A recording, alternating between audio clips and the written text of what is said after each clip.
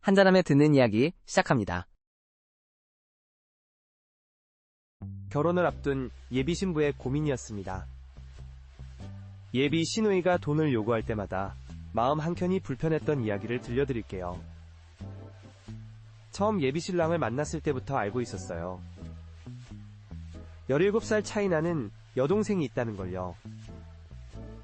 예비 신랑은 아버지가 일찍 돌아가시는 바람에 여동생을 거의 딸처럼 키웠다고 했죠.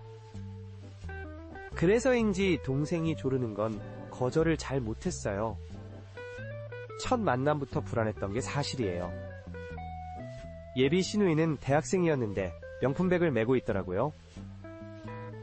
처음엔 그저 오빠가 사준 선물이겠거니 했죠. 하지만 매번 만날 때마다 새로운 명품이 늘어나는 걸 보며 의아했어요. 예비 신랑의 월급이 넉넉하다고는 하지만 동생 하나 때문에 매달 수백만 원씩 나가는 걸 보고 있자니 걱정이 되더라고요. 신혼집 장만하는 것도 빠듯한데 말이죠. 어느 날은 예비 신랑이 늦게까지 야근을 하고 있었어요. 피곤해 보이는 목소리로 전화해서는 동생 등록금 때문에 추가 근무를 한다고 하더라고요. 그런데 그 다음 주에 본 시누이는 새로운 명품 가방을 들고 있었죠. 알고 보니 등록금을 받자마자 가방부터 산 거였어요. 그렇게 지내다 보니 결혼식이 2달 앞으로 다가왔어요. 신혼집 계약금을 맞추느라 빠듯했던 어느 날이었죠.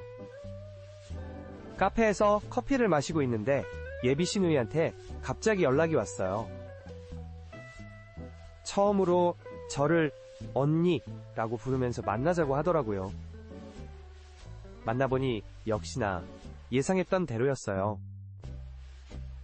처음으로 애교 섞인 목소리로 언니 물결표 이번에 꼭 사고 싶은 가방이 있는데 하면서 용돈을 달라고 하는 거예요.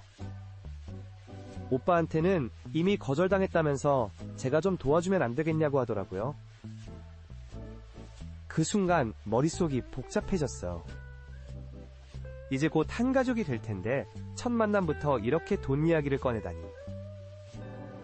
게다가 지금까지 오빠한테 받은 용돈만 해도 어마어마한데 말이죠.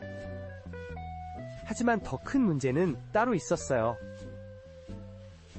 예비 시누이가 SNS에 올린 글을 우연히 보게 된 거죠. 오빠한테 받은 용돈으로 사치품을 사면서 자신의 능력으로 산 것처럼 자랑하고 있더라고요. 심지어 친구들한테는 자신이 알바해서 번 돈으로 산 거라고 거짓말까지 하고 있었죠. 그날 밤 예비 신랑과 처음으로 큰 다툼이 있었어요. 동생 이야기만 나오면 제 말은 하나도 안 들리는 것 같았거든요.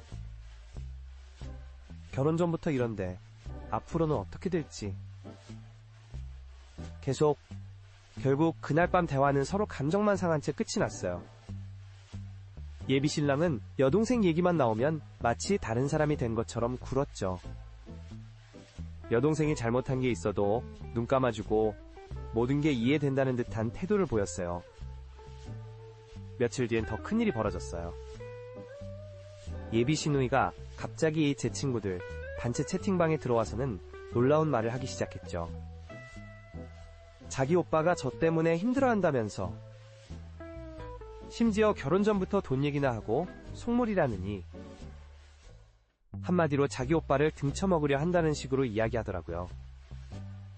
그때까지만 해도 참았어요. 어린 동생의 투정 정도로 여기면서요. 하지만 예비 시누이의 행동은 점점 도를 넘어갔어요. 결혼식 한 달을 앞두고 예비 신랑 통장에서 큰 금액이 빠져나간 걸 알게 됐거든요. 알고 보니 예비 시누이가 오빠 카드로 명품 쇼핑을 한 거였어요. 그것도 무려 1000만 원이 넘는. 신혼집 인테리어 비용으로 모아둔 돈이었는데 하루아침에 사라져버린 거죠. 더 황당했던 건 예비 신랑의 반응이었어요. 여동생이 처음이자 마지막이라며 울면서 빌었다고. 이번만 봐주자는 거예요. 하지만 이미 수없이 들었던 마지막이란 말이었죠. 결정적인 순간은 그로부터 일주일 뒤에 찾아왔어요. 예비 시누이가 술에 취해 새벽에 전화를 걸어왔더라고요. 그런데 이게 실수로 녹음 통화가 된 거예요. 친구랑 통화하면서 저희 결혼 생활을 망치겠다는 말까지 하고 있었죠. 오빠가 결혼하면 내가 못 쓰잖아? 시작부터 그 언니 힘들게 해서 결혼 생활 망치면 되지 뭐. 그럼 오빠도 정신 차리겠지? 그 순간 온몸에 소름이 돋았어요. 지금까지의 행동이 다 계획적이었다는 게 드러난 거죠. 이 녹음 파일을 예비신랑에게 들려주면서 마지막 기회를 주고 싶었어요.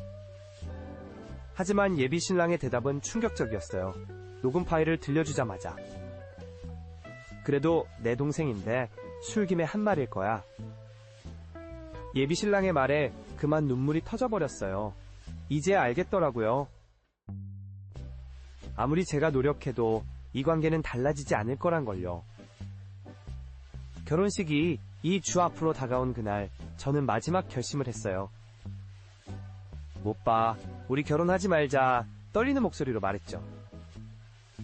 지금도 이런데 결혼하면 더 힘들어질 것 같아. 그제서야 예비신랑의 표정이 달라지더라고요. 처음으로 동생 얘기가 아닌 제 이야기에 귀 기울여주는 것 같았어요. 그날 밤 우리는 밤새 이야기를 나눴죠. 처음으로 서로의 마음을 솔직하게 털어놓았어요. 예비신랑도 사실 동생의 행동이 걱정됐다고 해요. 하지만 어릴 때부터 자신이 키워온 동생이라 객관적으로 보지 못했던 거죠. 부모님의 빈자리를 메우려다 보니 오히려 동생을 망치고 있었던 거예요. 결혼식은 2개월 미뤄졌어요. 그 시간 동안 예비신랑은 동생과 진지한 대화를 나눴고 전문가 상담도 받았죠. 예비 시누이도 조금씩 변하기 시작했어요. 처음으로 아르바이트를 시작했고 자신의 행동을 반성하는 모습도 보였죠. 지금은 결혼한 지 1년이 됐어요. 시누이는 여전히 가끔 투정을 부리지만 예전처럼 무리한 요구는 하지 않아요. 신랑도 달라졌죠. 동생의 자립심을 키워주는 게 진정한 사랑이란 걸 깨달은 것 같아요. 가끔 그때를 돌아보면 참 힘들었지만 오히려 그 시간이 우리 부부의 신뢰를 더 단단하게 만들어준 것 같아요. 위기가 기회가 된 거죠. 여러분은 어떠셨나요? 비슷한 사연이 있다면 댓글로 함께 나눠주세요.